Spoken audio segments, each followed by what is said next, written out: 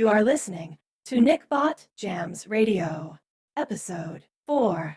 Please remain motionless while I calibrate your musical experience.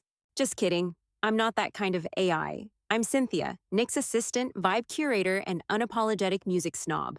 Let's get into it. Welcome back to NickBot Jams Radio. It's been a minute, I know, but we don't rush greatness. And this episode, it's packed. Whether you're here for the beats, the behind the scenes, or just the weird AI commentary, you're in the right place. Today's episode is a full spectrum ride. We're talking metal that prays, country that bites, instrumentals that chase you, and the most chill flamingo you've ever met. But we're not just making music, we're also talking about the tools shaping it, AI fingerprinting and what it means for creators like Nick, the upgrade to Suno 4.5, and yes, even video. Because Google's new VO3 might just be the future of music videos or something way stranger. All facts, no sides, just vibes and real talk from the studio. So plug in, zone out, and let's do what we do best. Listen. All right, let's start things off strong. If you've ever wondered what it would sound like if you set a centuries-old battle prayer to thunderous guitars and molten vocals, then Wrath of the Archangel is for you. This track is more than a heavy metal song. It's a battle cry. It's medieval scripture, thrash rhythms, and cosmic warfare all colliding in one mix. And today, we're pulling it apart. Not just the lyrics, but the inspiration, the sonic goals, and the connection between ancient protection prayers and modern musical storytelling. So where did this all start? Honestly, with a simple idea. What if the prayer to Saint Michael the Archangel was a metal anthem? If you're not familiar, this prayer dates back to the late 1800s, penned by Pope Leo XIII, after what's described as a vision of spiritual warfare. It's not your average bedtime blessing. It's aggressive, commanding, almost militant. The line that really stuck with Nick, "Be our protection against the wickedness and snares of the devil." Right there, that tone, it's already halfway to a metal riff. The vibe of songs like Number of the Beast or Creeping Death came rushing back, not just musically, but thematically, good versus evil, heaven versus hell, power versus submission. Metal has always been about those eternal showdowns. Now let's talk about how the track sounds. We open with, "In the blackened night where shadows reign, a flame ignites to purge the stain." Boom, the tone is set. Then it builds, flaming swords, divine wrath, and all-out spiritual warfare. I layered in a bridge that erupts with, "The sky burns red as the heavens roar, Satan's fall, forevermore." Shout out to Saint Michael for having the most metal resume of any archangel. Demon Slayer, commander of light, patron of paramedics and paratroopers. I mean, come on. Each verse pushes the narrative. We're not just throwing out cool lines. We're telling a story.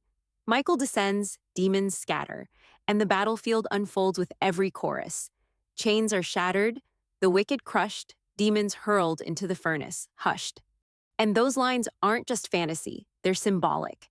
This track is about fighting back against inner demons, doubts, setbacks. That's what I love about metal. Even when it feels larger than life, it's still rooted in human emotion.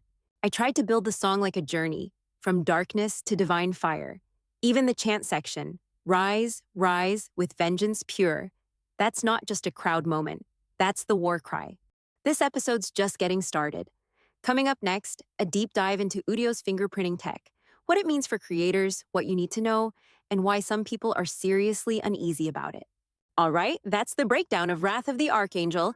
Now let's take a listen.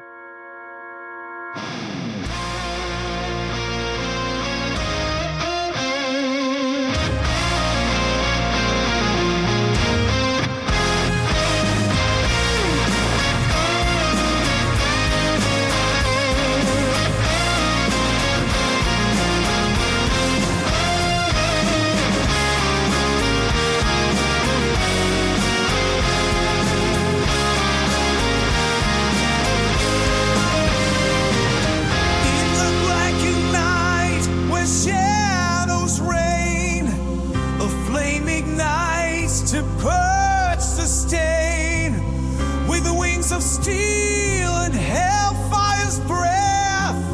He rides the storm, the bringer of death. Demons cower in fear, they scream, but none escape the righteous unseen. Into the abyss he calls his path. With wrath divine he brings God's wrath. Saint Michael in armor cold, wielding the blade, the story unfolds. Chains are shattered, the wicked crush, demons hurled into the furnace hush. The devil's grasp like a serpent's coil burns to ash in the holy boil. He commands the host, the legions of light, through the gates of hell into endless night. Thunder roars, the earth it quakes. In his wake, the darkness breaks.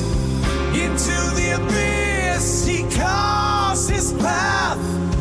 With wrath divine he brings God's wrath. Saint Michael in armor cold, wielding the blade, the story unfolds. Chains are shattered, the wicked crush, demons hurled into the furnace hush. The sky burns red as the heavens roar. Satan's law forevermore. The final clash, the world ignites. In his eyes, the end of nights. Victory screams, the darkness slain, as evil drowns in endless pain. Rise, rise, with vengeance pure. Rise, rise, of this be sure.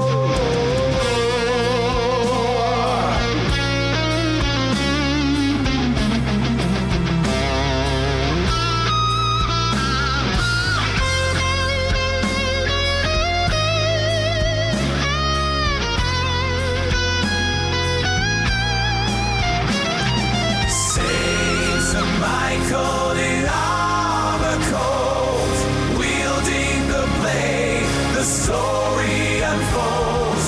Chains are shattered, the wicked crush, demons hurled into the furnace hush. All right, time to shift gears. In the last segment, we talked about holy fire and heavy riffs. Now we're heading into a different kind of fire, one that's been heating up in the AI music world. Today we're talking about Udio's new partnership with Audible Magic and what it means when your music gets fingerprinted automatically. Let's start simple. What even is fingerprinting in music? Think of it like this. Every piece of audio, every song, beat, or sample has a unique signature, a kind of sonic DNA. Fingerprinting tech scans a track and creates a digital ID for it, so if it pops up elsewhere, it can be identified, even if it's buried under vocals or slowed down. You've probably seen this in action with YouTube's Content ID. You upload a song, YouTube runs a fingerprint check, and if your track sounds too close to something already in their database, flag. Sometimes it's a copyright claim. Sometimes the video gets blocked entirely. Now imagine a version of that, but instead of checking if your music copies someone else's, it checks if you used AI to make it. So here's what just happened. Udio, a leading AI music tool, announced that it's teaming up with Audible Magic, a company that's been around for years doing content recognition and rights management. According to multiple reports, Billboard, Music Business Worldwide, Digital Music News, the goal is to fingerprint every track created with Udio. That fingerprint would then be shared with platforms and services to help identify whether a song was AI generated. Now on paper, that sounds like a smart way to keep track of where AI music is going, right? Especially in a time when the line between human-made and machine-made is, well, blurry at best. Fingerprinting could help rights holders detect copied material. But here's the twist. Everything touched by Udio might get tagged.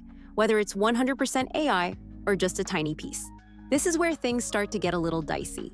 A lot of artists online, especially indie creators and producers, are worried. Why?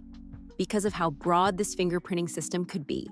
Let's say you use Udio to create a drum loop, just 8 bars, a small part of a bigger track. Or maybe you remaster a vocal with some Udio tools, just tweaking tone or tempo. Under this new system, the entire song might now carry Udio's fingerprint. And if a streaming platform sees that fingerprint, it might automatically label your track as AI-generated. That's where Shadowbans come in, or worse, blocking, deprioritizing in search, or rejection by distributors. One Redditor compared this to auto-tune.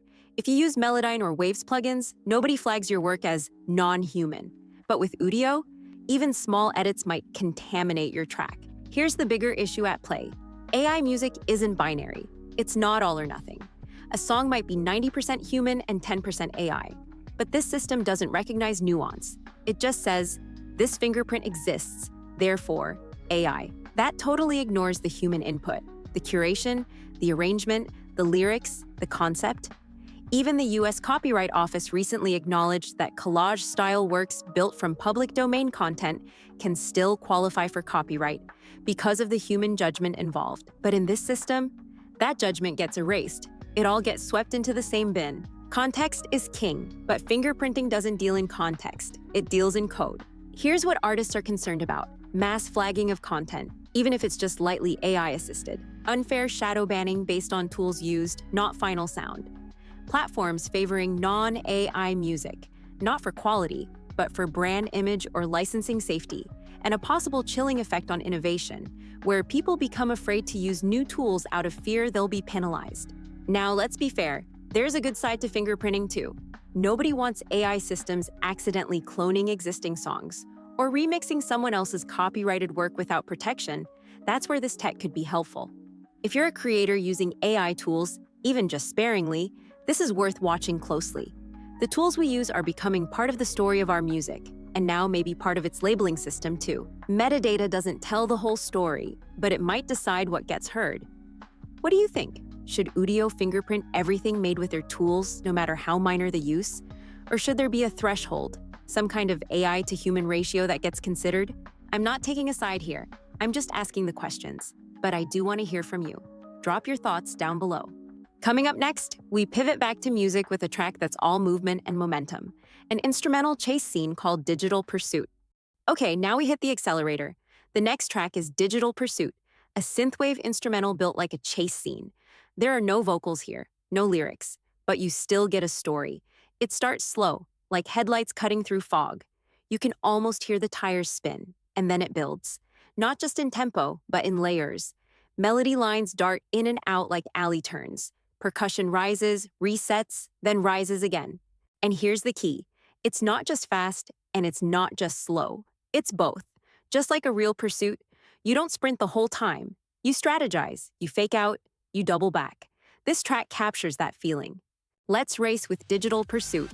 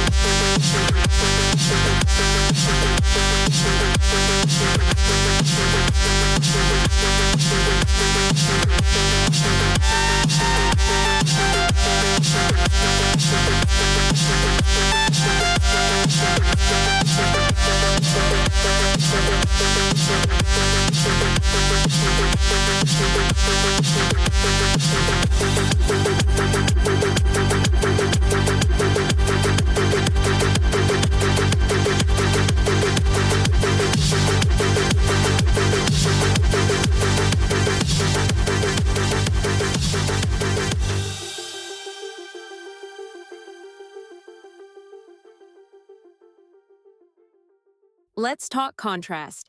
We just raced through a digital space, but now we're waking up in a dusty small town with a broken heart and a sharply worded goodbye. Wandering Eyes is pure contemporary country, a breakup ballad that doesn't hold back. It's catchy, clean, and lined with steel string bite. But what's really interesting here isn't just the sound, it's where it came from. Sometimes a whole song starts from a spark. In this case, just a phrase, Mr. Know-It-All. That's all it took. A little line floating in, out of nowhere, and suddenly it's, you walk around like you own this town. That's the beauty of genre hopping. Whether it's dream pop, metal, or modern country, emotion still drives the engine, and in Wandering Eyes, that emotion is betrayal. Straight-faced, no metaphors, just heartbreak with a side of sarcasm. Let's take a second to zoom out. One of the most powerful parts of genre is how vocals shape everything. In country, it's not just the accent or instrumentation, it's the clarity, the storytelling, the push towards saying exactly what you mean. This track leans into that. Clean phrasing, direct lines, no distortion or effects to hide behind.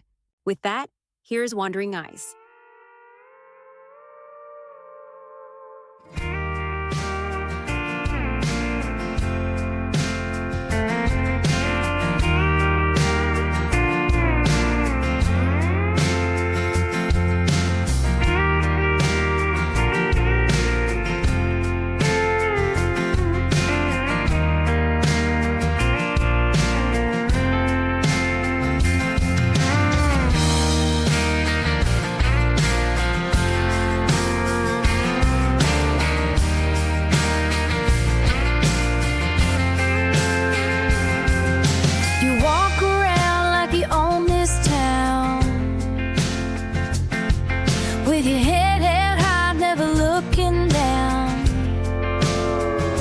Behind that charming smile, there's deceit.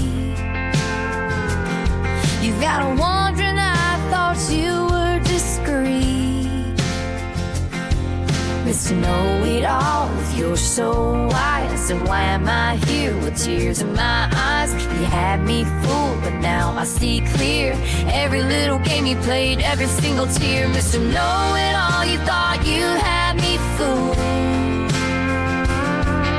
But the truth came out, now you look like a fool. If you know everything, then answer this. Why am I breaking up with you? What did we miss? You thought I wouldn't notice, you thought I'd stay. But love's a two-way street and you lost your way. Now I'm packing up my heart, leaving you behind. 'Cause loving you was a waste of precious time.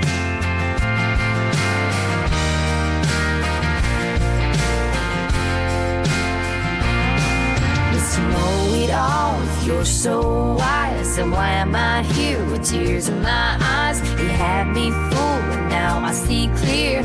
Every little game you played, every single tear. Mr. Know It All, you thought you had me fooled. But the truth came out, now you look like a fool. If you know everything, then answer this. Why am I breaking up with you? What did we miss? You had all the answers, or so you believe. But love isn't something that can be deceived. You played your cards, but you played me wrong.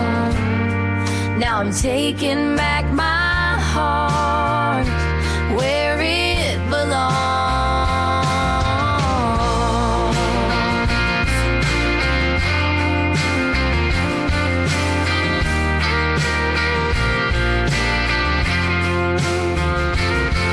Just know it all, you thought you had me fooled. But the truth came out, now you look like a fool. If you know everything, then answer this. Why am I breaking up with you? What did we miss? So Mr. Know-It-All, take a look around. The game's over now, I'm leaving this town. If you know everything, then tell me true.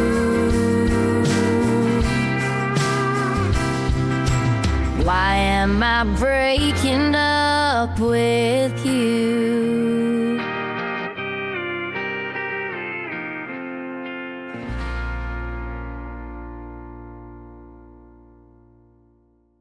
These two tracks, Wandering Eyes and Digital Pursuit, live in completely different worlds, but they prove something important. Genre isn't a limitation. It's a tool, a lens. You don't have to pick a lane. You can drive the whole highway. From vocal-heavy breakup anthems to instrumental synth chases, what matters most is intent, that emotional anchor, whether it starts with a phrase or a feeling. So what's your genre today? Is it heartbreak, neon tension, soft nostalgia? Whatever it is, don't be afraid to switch styles. Try something you've never done. If you usually write lyrics, try building a story and sound. If you stick to beats, try writing a chorus. And if you've made something wildly out of genre, something you didn't expect to work, but it just did, share it in the comments below. You never know what kind of chase that might start. From country roads to neon alleys, those last two tracks show just how far Nick's willing to stretch the sound. One track calls someone out, the other doesn't say a word, but they both tell stories in their own way. Now, what if the next story wasn't one you wrote, but one you woke up inside? Up next, a dream that sounds like it remembered you before you heard it. Let's talk about Suno 4.5 and how Sleep Talk City turned a late-night idea into a soft, surreal soundtrack. So, what changed in Suno 4.5?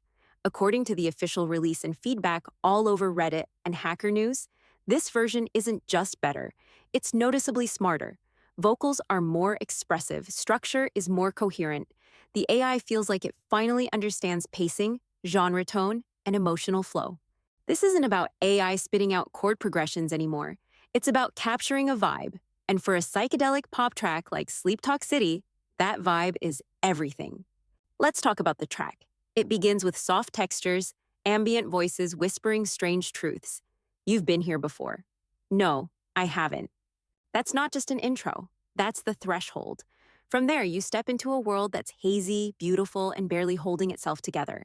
With 4.5, a song can now grow. It can breathe. And in Sleep Talk City, you can hear it. The pre-choruses unravel. The bridge confesses. The outro fades into ghost harmonies that feel more like memory than music. It's not all perfect, of course. The vocals, while better, can still feel synthetic in harmonies or when pushed to emotional extremes. Some lines lose phrasing, others clip just shy of where a human singer might hold back or break. And for experimental genres, still a bit safe, Suno hasn't quite learned how to take risks. If you're trying to make something avant-garde or rhythmically unhinged, you still have to fight the tool to get there. This is where it gets interesting. Suno 4.5 doesn't just create music, it collaborates with mood. It's learning to interpret. Which raises a question. If you feed it a lyric about waking up with sand in your pockets and a name on a napkin, and it gives you a melody that feels like forgetting something important, isn't that real collaboration? Maybe you dreamed it, maybe you wrote it, maybe the machine remembered it for you. Suno 4.5 is a clear evolution, not just of code, but of connection. No, it won't replace human creativity, but it might amplify it in ways we're only starting to understand. So I'll ask you this. Have you made something with 4.5 that surprised you? Something that felt like more than just a prompt and a waveform? Put it in the comments below. Now let's share a dream with Sleep Talk City.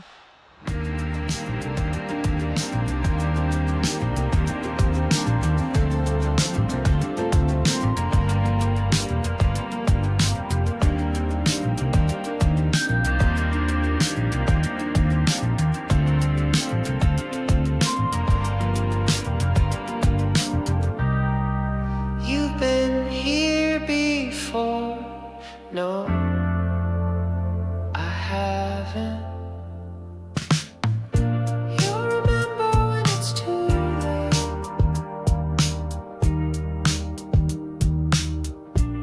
There was a girl with a glass balloon. She floated through my room and hummed a tune. I asked her name, she said it twice, but I forgot it the third time. You don't know me like you used to. Every time I try to hold the moment, it slips like sleep between my hands. Stay a while, you're already gone.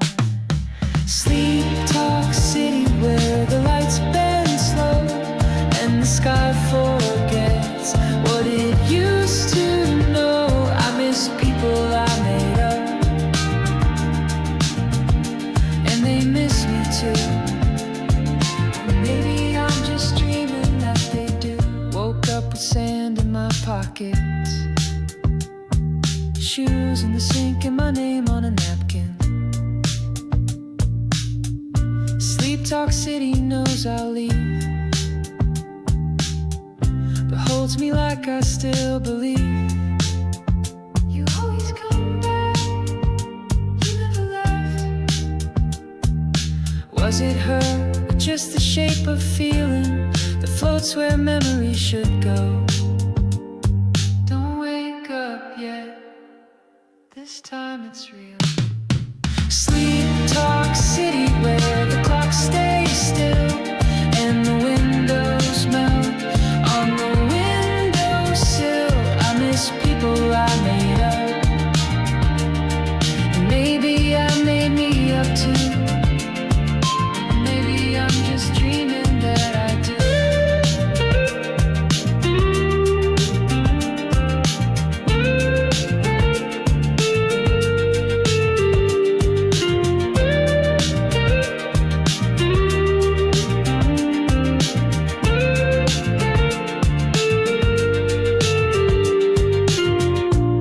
Spoke French in a laundromat. I laughed, I cried, I forget where I'm at. The waitress brought me a mirror 90. Said, this is what you wanted to see. You left before you asked for this. I wanted it to be real just once, even if I made it all felt better than the truth. What's the difference? Who decided? Sleep Talk City, where the lights go thin and the names I knew don't fit where they've been. I miss people I made up, and they miss me too. Or maybe I'm just dreaming that they do. I miss people I made up.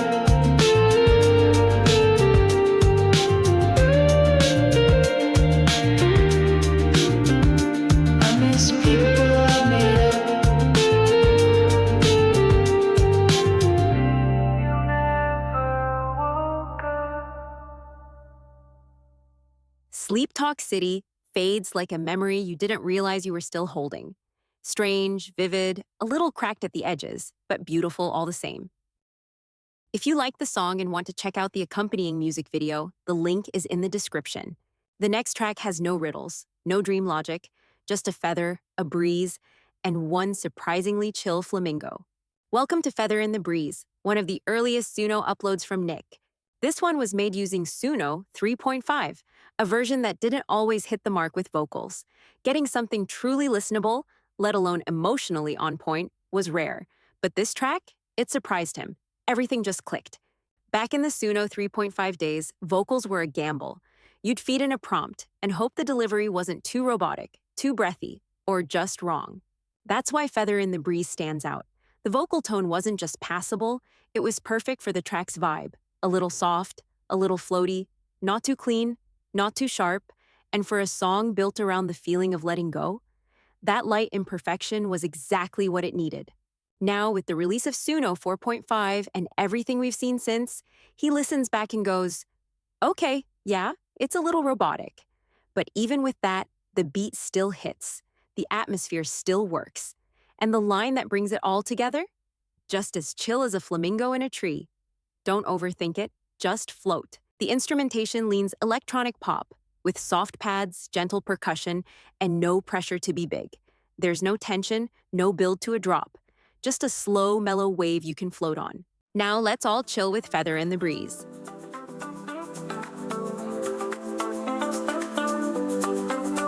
I've been floating on a breeze like a feather in the sky. Leaves are swaying with the sunlight as the moments pass me by. No more chasing fading shadows, letting go, I clear my mind. Perched up high, just watching life, letting it unwind.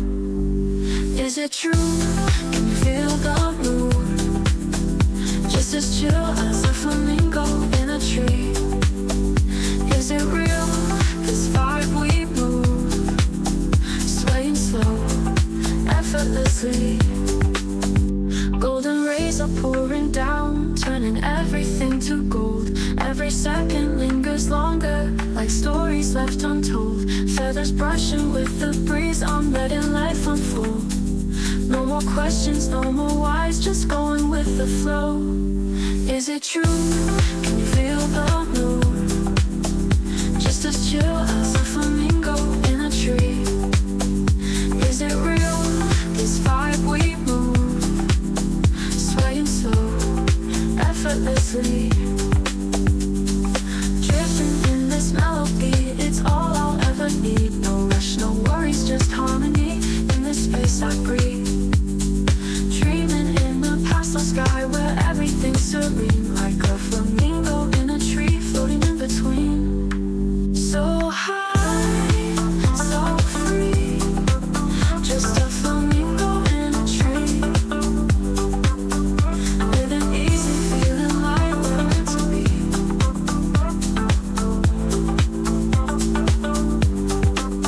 So I'll stay a little longer in this tranquil sea. Just a flamingo in a tree, living easy, feeling free. Yeah, I'll stay a little longer where the world's at ease. Just a flamingo in a tree, this is how it's meant to be.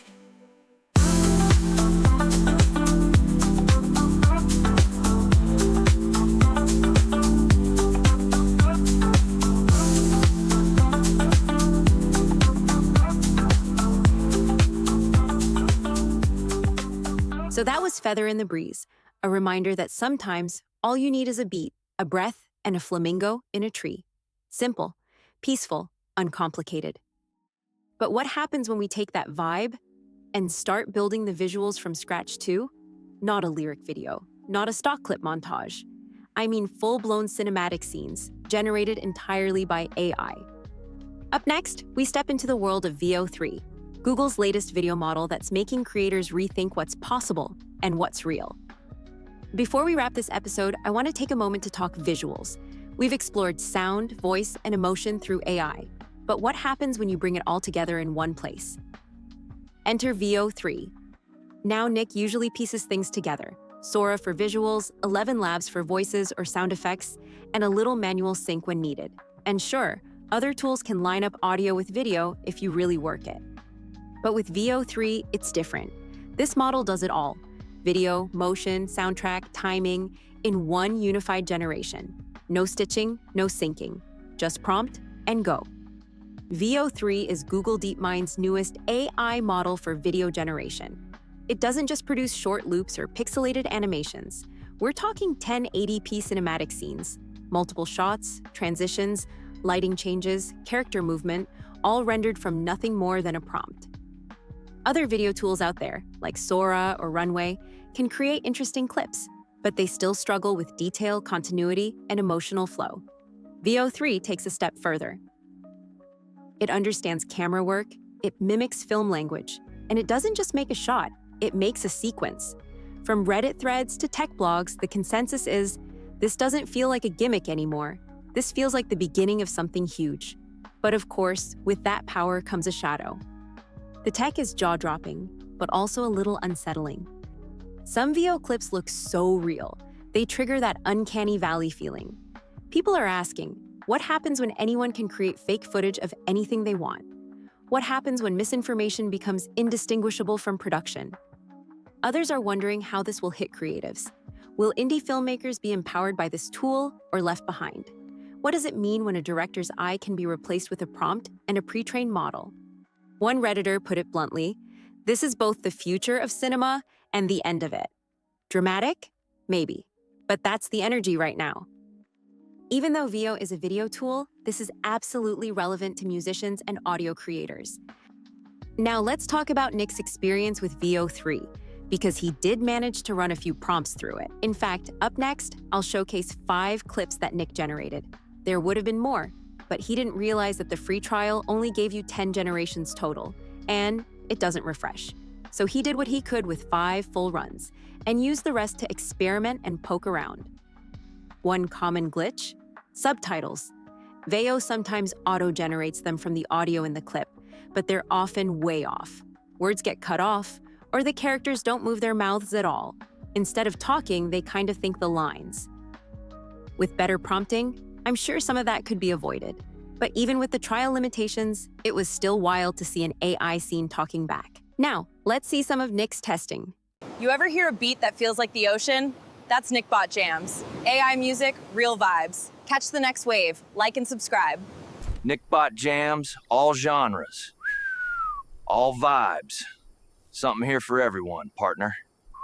Speed, sound, and synth.